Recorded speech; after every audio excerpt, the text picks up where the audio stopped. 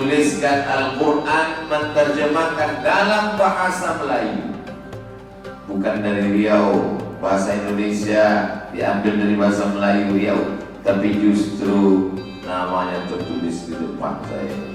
Nama kitabnya Tarjuman Al-Mustafid.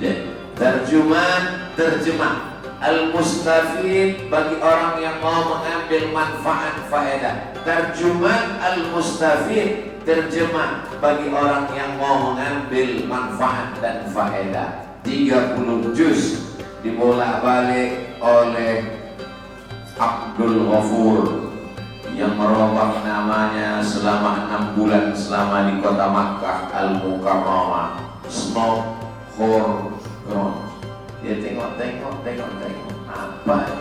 Ini kan cuma intisari dari tafsir Baydawi, menyepelekan Syekh Abdul Rauf yang saya sebut Abdul Rauf, yang tertulis di sini Abdul Rauf, yang berbicara ini Abdul Somad. Mudah-mudahan dekat namanya, walaupun amalnya jauh, tapi saya berharap kalaulah mati hendaknya bersama dengan orang-orang soleh. Baiknya jamaah diaminkan. Padahal saya tak ada ngajak-ngajak ya. Tulusnya hati. Orang yang mau mendoakan orang lain dikirim Allah malaikat.